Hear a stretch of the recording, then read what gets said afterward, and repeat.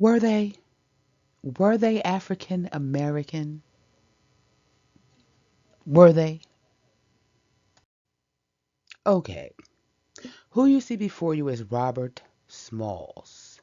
I'm beginning this with him and I'm going to end this video with him. Uh, so let's see. If you look him up, right, you'll see something similar to what I have over here to the right, which says, Mother Lydia Polite, an enslaved woman who worked for the McKee family. She was known for being protective and ensuring her son understood the harsh realities of slavery. Father, presumed, Henry McKee, as the owner of the plantation and house where Smalls was born. It is commonly believed he was both owner and father.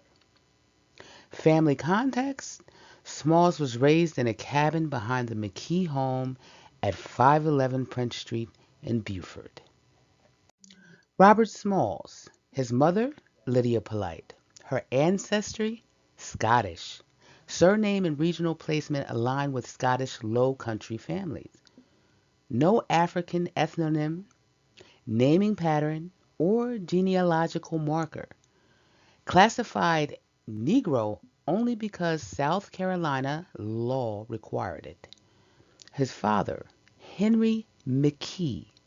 Ancestry, Scots-Irish. Ulster Protestant.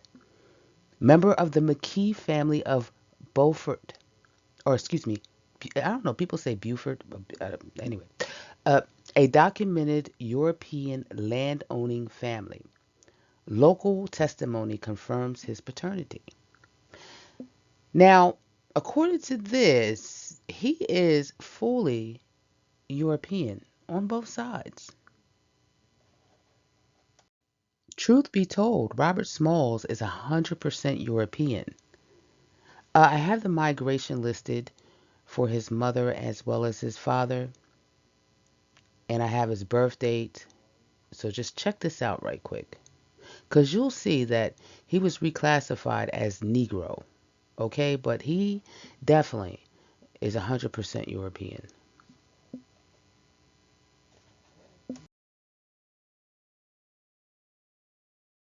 Okay, so if you look at this gentleman, his name is Benjamin Sterling Turner. And if you look him up, you'll get something similar to what I have over here on the right. Let's read it. It says the identity of Benjamin Sterling Turner's parents is officially unknown, as he was born into slavery in Halifax County, North Carolina, in 1825. Specific records naming his parents were not typically maintained. Historical details regarding his early family life include mother. While her name is not recorded, historical accounts indicate she was an enslaved woman, also owned by the Turner family. She was taken with Benjamin from North Carolina to Selma, Alabama, in 1830 when he was 5 years old. Father?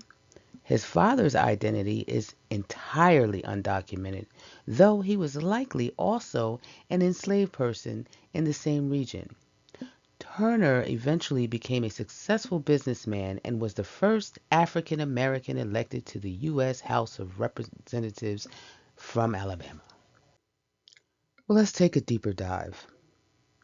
Benjamin Sterling Turner, his mother, an unnamed woman from North Carolina, ancestry. You know, it's crazy because they claim that they don't know her name, but yet, you know, they know that she's indigenous coastal North Carolina, and that includes the Algonquian coastal nations.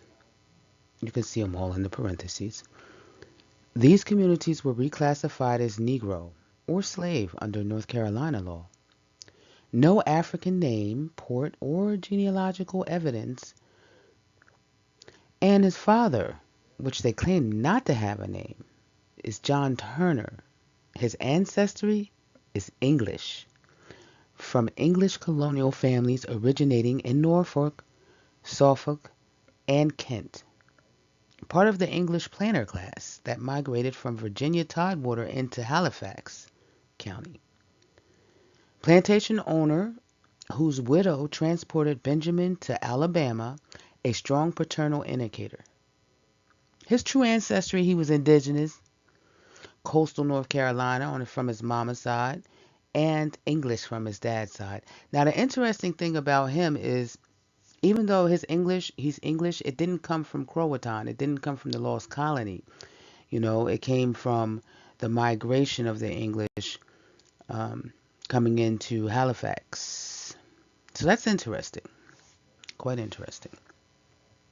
Okay. And I just wanted to show you the migration, right? Of course, by his mother being indigenous, right? It's pre-contact. Like, she's been here. This is her, place. America. She's been here before America was formed, right? Um, and even when it comes to his father, the English migration was also prior to 1776. Um, and again, Virginia Tidewater, and then they came into Halifax County, North Carolina. And he is actually a mulatto. He would be MU on the census because his father, right, is English, and his mother is indigenous, Indian.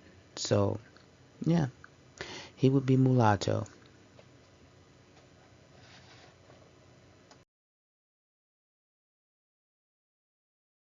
And this gentleman looks like many of my family members, potentially because we come from the same area. But this is Hiram Rhodes Revels, the first African American to serve in the U.S. Congress. Notice the cap. This is probably what you'll get when you look him up, right? I'm just giving you the narrative that's given to the public. So, he was born to free parents of color in North Carolina. His father, Elijah Revels, he was a Baptist preacher of mixed African American and European, specifically white. You see what it is? That's in parentheses. Ancestry. Mother, Phoebe Revels. She was of Scottish descent. His parents were both freemen, and their family lineage had been free for several generations, dating back to before the American Revolution. Because of his mother's Scottish background and his father's mixed ancestry, Hiram was a mixed African, European, and potentially Native American Croatan Indian heritage. So that's what you'll get if you just look them up. But let's get to it. Okay? True ancestry, Croatan Indigenous plus English plus Eastern Woodlands Indigenous from his mama's side. So let's check it out.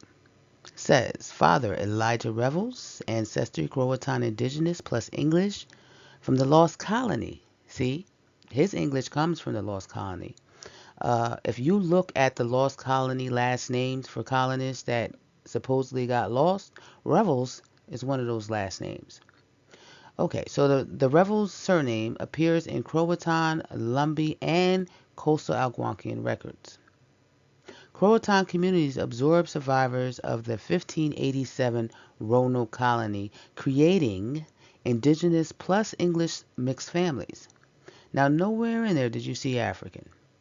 Elijah's ancestry reflects this exact mixture. His mother, Phoebe, I think that's a Kawamak, forgive me if I didn't pronounce it correct, Indian, and that's part of the Eastern Woodlands Algonquian tribe. Algonquian tribe, my bad. And she was a free woman in North Carolina. And again, she has no African genealogical markers. Okay? So as I done before, I just wanted to show you the migration patterns. And again, his lineage, if he was Croatan, indigenous, pre-contact, right? That's because the Indian part of him was already here, we've been here. 1587 is when the English arrived, right? And again, that's part of the Croatan, the English sailors that came in. And his mom is already indigenous, full-blooded Indian, Eastern Woodlands indigenous, okay? So you can see, he has indigenous or Indian on both sides of his family. Okay. And he got racially classified as colored. How about that? So let's just, I want to give you some more information, right? We just went over Robert Smalls, Benjamin Sterling Turner, as well as Hiram Rhodes Revels.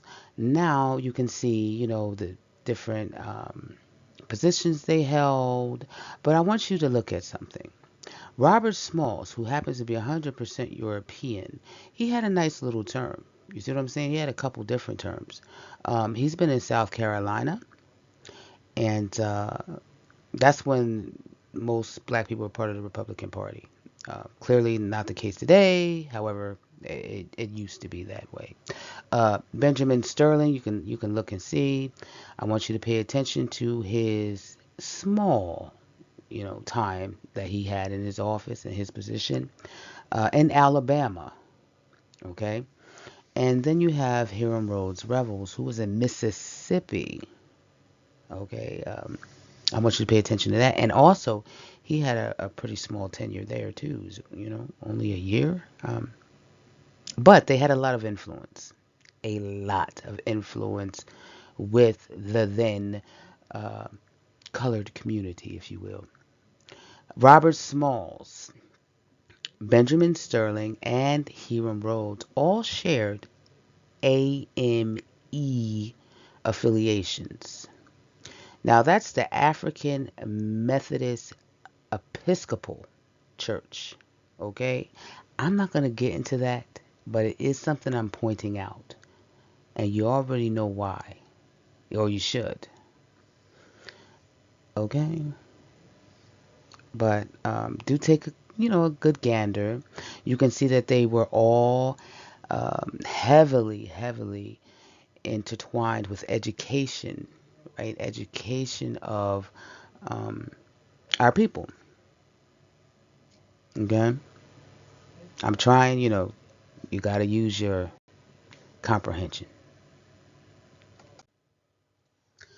So I just want to talk about Robert Smalls a little bit because the truth is he is 100% European. And I know many a times a lot of us content creators who have been delving and trying to, make it very clear, right, what took place in the past and, its relevancy on today and where our people are today.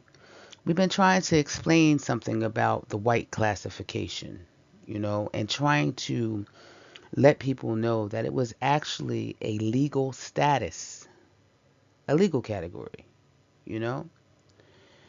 So the short answer is yes.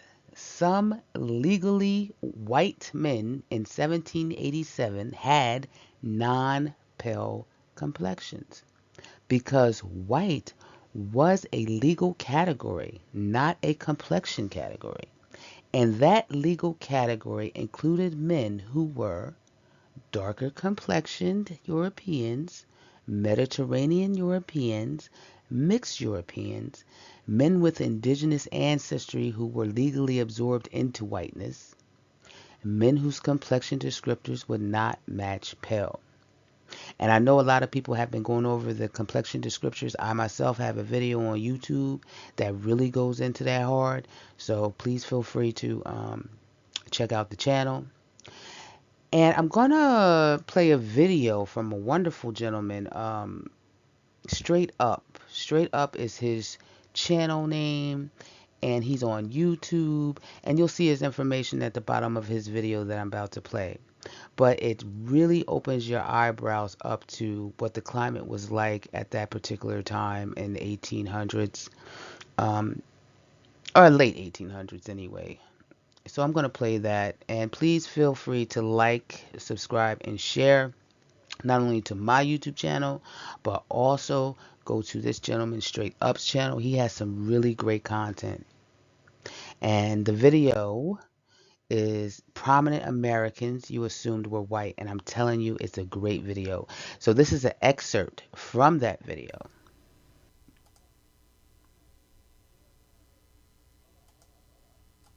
What does it mean to be white in America before 1900? All right, so as you can see on the screen, I'm going to be referencing a newspaper article from the State newspaper dated March 1914. This paper was located in Columbia, South Carolina. The paper was covering the contest in the 1895 South Carolina State Constitutional Convention regarding the topic of the standard of white person and prohibition of interbreeding with Negroes. Again, you can see the article on the screen I'm referring to, and right off the bat, you can see the main title states for needed reforms in South Carolina, which in my mind means some South Carolinians have been dealing with something for a while that they feel needs to be changed. They are discussing how to amend the South Carolina State Constitution. I'm going to read the first few paragraphs, which kind of sets the tone for the article. As you can see there in the first paragraph, it starts, "It is instructive to review the contest in the Constitutional Convention of 1895 over the standard of white person and the prohibition of interbreeding with Negroes. Some of us have forgotten and some have never known that this was recognized as a problem and was a subject of grave consideration and debate 18 years ago. To many, the whole question seems new and the facts when presented are surprising. Unfortunately, men take little forethought for the morrow. Thus, evil tendencies make great headway before the body of the people can be aroused to perceive them and combat them. Only acute ills move the masses. The prophet who would have saved his people can never get a hearing until actual suffering comes to prove the truth of his warnings. Nevertheless, statesmanship requires a studious search for the basic truths in present conditions and the calculation of their consequences even to the far future, and likewise requires patient, intelligent effort to discover the remedies to remove the causes of evil now and to come. Without vision, the people must perish. Future good is at the price of present self-denial. The highest duty demands of the highest intelligence every personal sacrifice to safeguard mankind now in beginning and to be born." Okay, so basically the speaker is bringing attention back to the issue of who white people are and how important it is to keep Negroes from procreating and from having white privilege. The author goes on to say and alludes to the issue that few men think about how these issues will affect white people, not only presently, but in the future. This is evident when he says, "and likewise requires patient, intelligent effort to discover the remedies to remove the causes of evil now and to come." He is also saying, and I'm paraphrasing, "Be careful, white people. Take action now so we can safeguard mankind now in being and to be born," aka future generations. All right, so next they move on to the topic of miscegenation. Miscegenation means the interbreeding of people to be of different racial types. Keep in mind, race has been determined to be a social construct since the 1950s. However, we are currently talking about 1895. All right, so I'm going to move on to that next quote under miscegenation. And it goes on to say, E.F. Taylor of Chesterfield proposed the following as a section of the new Constitution. "The intermarriage of white persons with Negroes, mulattoes, or persons of mixed blood descended from a Negro is prohibited in this state. This legislature shall enforce this section by appropriate legislation." And then it goes on to O.R. Lohman of Orangeburg offering the same provision with the additional words before the verb, "or they're living together as man and wife." And then they're under section, looks like 34 or 84. It looks like a 34, I think. "The marriage of a white person with a Negro, mulatto, or person who shall have 1/8 or more of Negro blood shall be unlawful and void." So here the committee rejected the aforementioned proposals and brought forward a proposal that used a 1/8 or more Negro blood rule. All right, then the article further goes on to say, "This report being under consideration, George Johnstone of Newbury moved to amend by striking out 1/8 or more of and inserting the any, which was agreed to." All right, so just recapping that session, George Johnstone proposed striking out 1/8 and adding any Negro blood. All right, so just below that, we can see it says disqualify miscegenator. And here Robert Smalls of Beaufort, a ginger cake Negro. The author is describing the color of this legislator's complexion. So again, realize that there are some black legislators in this convention discussing these life-changing issues, and they have prior to this convention been considered white men. All right, so Smalls goes on to say, and I quote, "And that any white person who lives and cohabitates with a Negro or mulatto or person who shall have 1/8 or more of Negro blood shall be disqualified from holding any office of emolument or trust in this state. And the offspring of such living or cohabitating shall bear the name of the father and shall be entitled to inherit and acquire property the same as if they were legitimate." Okay, so I want to point out here that, in my opinion, Smalls is assuming that he will continue to have the status of white that he previously had. However, he does mention that any offspring of this illegal union shall bear the name of the father and be entitled to inherit and acquire property the same as if they were legitimate. That, in my opinion, shows that he wants a loophole, knowing that his children or his family members or others in this sort of situation, should that section be added and made into law, he and other black men that were considered white would still be able to retain some wealth. All right, so further down the page, it goes on to say, M.R. Cooper then renewed his amendment after debate with Robert Smalls. B.R. Tillman, George E. Prince of Anderson, R.D. Lee, and Thos E. Miller of Beaufort, canary-colored. A motion to lay the Cooper Amendment on the table was defeated, and pending further debate, the convention adjourned, Smalls having the floor. You can see another legislator, Thos E. Miller of Beaufort, referred to as canary-colored. I'm going to assume his complexion is of a lighter complexion, aka black person. Keep in mind, all these legislators, whether they are darker or lighter complexioned, were wealthy men. Okay, so now I'm going to be moving on to the section called White Standard. The first speaker is D.S. Henderson of Aiken, and he moved to add the following: nothing in this section contained shall be construed to invalidate any such marriage heretofore legally entered into, or affect the offspring of thereof, or the future marriage of any such offspring with white persons. He is basically saying if you were labeled as white before and are presently legally married to a fair or dark complexioned person, you and your offspring are exempt from any of the future laws that will be enacted in regards to who is considered a white person.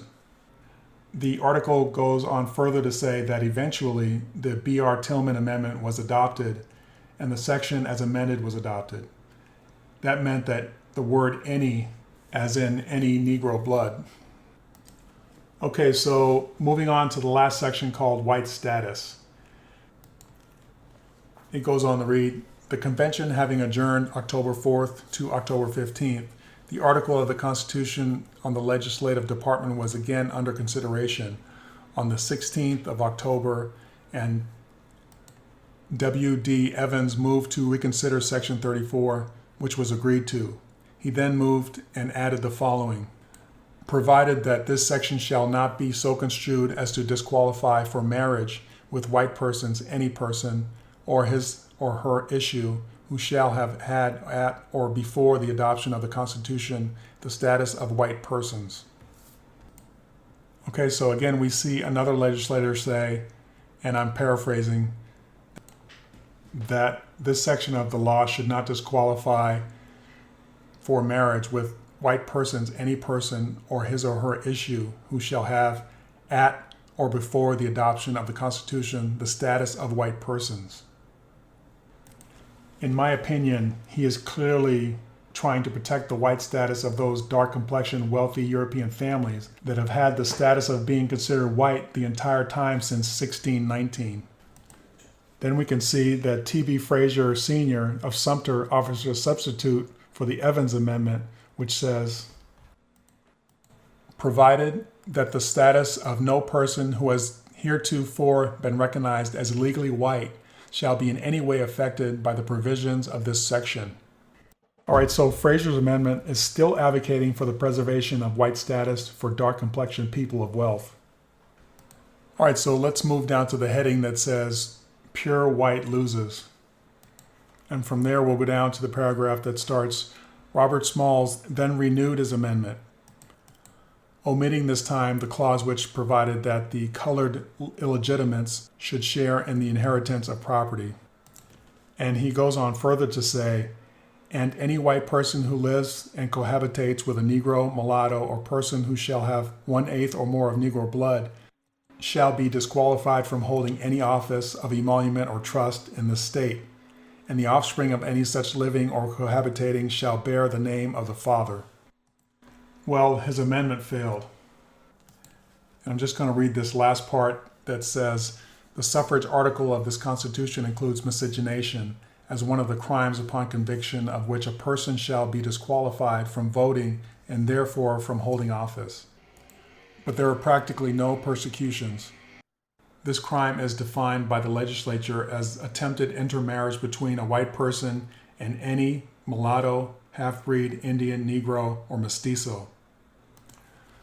So these wealthy, mostly fair-complexioned men were determined to disenfranchise anyone who wanted to marry, cohabitate, or procreate with anyone they now considered non-white. And this time they meant non-fair-complexioned people, aka all people with dark complexions, or those persons that maybe had lighter skin in conjunction with typical maybe black facial features or hair texture. Anyway, this really shows the power of politics and how it can be corrupted. Fair complexioned politicians had the majority and easily took away people with dark complexions and their descendants' wealth, suffrage, and humanity because they were greedy, jealous, envious, and power hungry, not wanting to compete for resources man to man, as had been the case for 200 plus years, regardless of complexion, but rather remove any way for a person of color to advance themselves and their families. What you can clearly see is that miscegenation had been going on before 1895. That means there are plenty of AKA white people descended from black great-great-great-grandfathers and grandmothers who have no idea about their lineage because before the late 1800s, being white was a status, not a skin color. You can also clearly see that the status of being white was bestowed on people of darker complexions as well as people with very light complexions, aka white people. As I mentioned previously, a dark complexioned person from Europe was considered white, even if they were as dark in complexion as Daniel Webster, aka Black Dan. Okay, so maybe it's just my perception, but you should clearly be able to see through this article that being considered white was a status and had nothing to do with skin color. I will also show you in a future video how this white status continued to be bestowed on just about anyone who immigrated to the United States well into the present times, as long as they didn't come from a perceived black country,